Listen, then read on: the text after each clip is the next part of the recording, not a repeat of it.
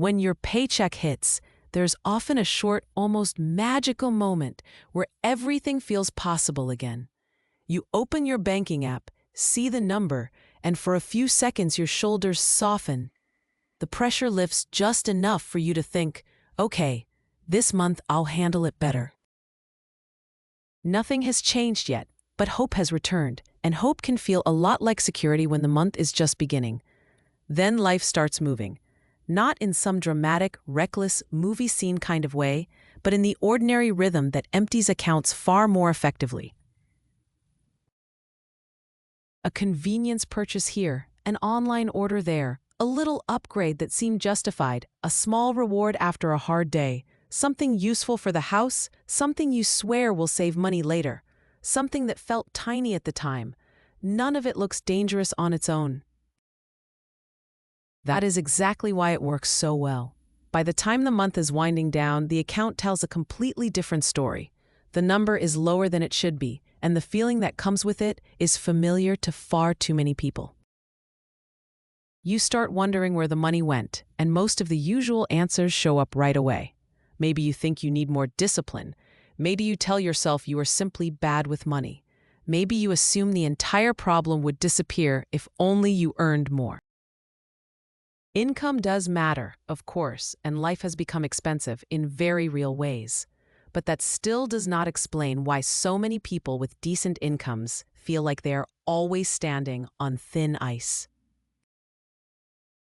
The deeper issue is that money rarely disappears in one obvious catastrophe. Most of the time, it leaves quietly. It slips away through purchases that look normal, feel harmless, and blend so perfectly into daily life that they hardly register as real financial decisions. That is why this video is not about shame, extreme budgeting, or pretending that pleasure has to disappear from your life. It's about learning to recognize the silent exits your money keeps taking before the month is over. Because many purchases do not cost you once, they keep costing you. The item itself may be small, but once it enters your life, it asks for space, attention, maintenance, accessories, replacement, and mental energy. A treadmill in the corner is not just a treadmill. It is floor space, visual clutter, dust, guilt, and a reminder of money that could have protected you instead. A kitchen gadget is not just a gadget. It is one more thing to store, clean around, and justify. Even a phone upgrade, when your old phone still did its job, is often less about technology and more about restlessness disguised as progress. And once you understand that, the question changes. You stop asking, why can't I ever get ahead? And you start asking something much more useful. What exactly is draining me? That is where real financial relief begins. And the next step is even more uncomfortable because it asks you to look at what you already own with total honesty. The first shift is simple, but it has a way of cutting through self-deception faster than almost anything else. Walk through your home and ask yourself this: if this item disappeared tomorrow, would I actually spend my own money to replace it? Not was it expensive, not should I keep it because I already bought it, and not could this maybe be useful one day. Just one honest question.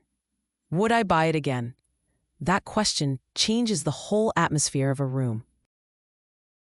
Suddenly, the bread maker in the cabinet, the extra furniture, the clothes with tags still attached, the hobby equipment from your optimistic phase, and the decorative purchases that never really meant anything begin to reveal themselves for what they are. Not assets, not treasures, often just leftovers from moods, pressure, fantasy versions of yourself, or quick dopamine hits that turned into long-term clutter.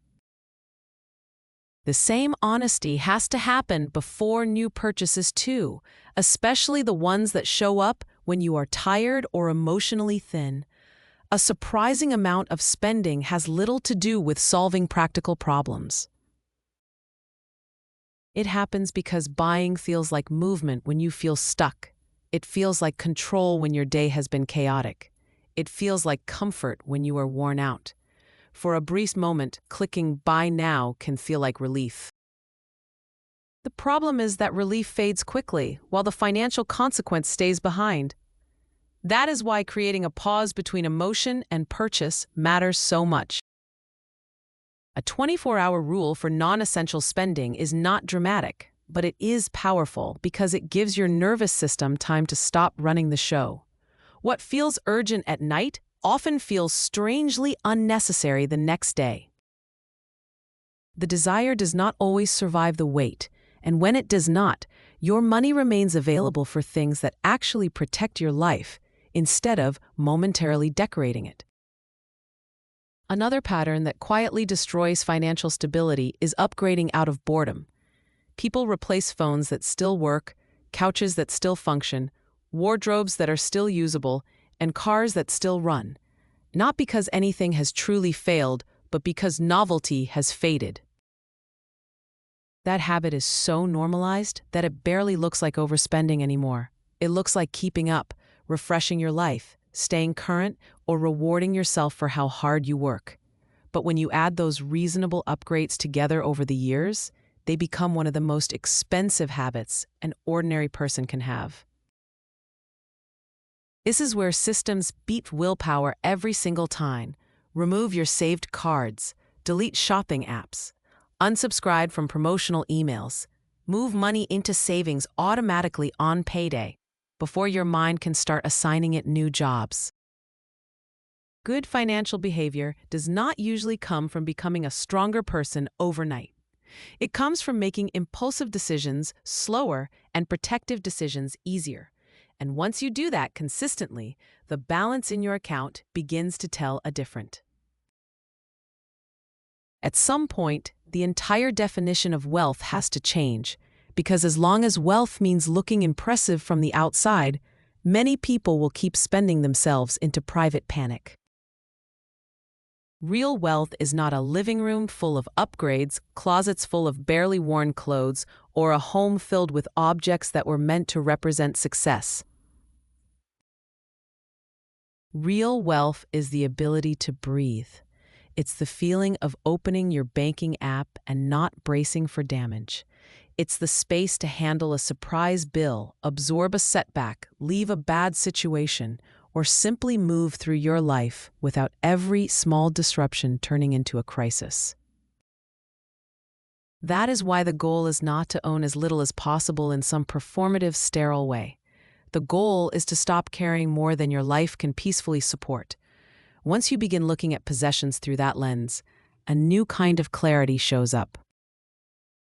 Instead of asking whether you can afford to buy something, you begin asking whether it will make your life lighter or heavier over the next 6 months, the next year, and the next several paychecks. That is a much more honest question, and it usually leads to much wiser answers. So let's make this practical. This week, walk through your home and find 10 things you would not replace if they vanished. Sell them, donate them, or remove them. Not because objects are evil, but because there is no reason to keep paying in space, attention, and stress for things you do not truly value. Then spend 1 full month using the 24-hour rule on everything non-essential. Watch what happens. Watch how many urges disappear by morning.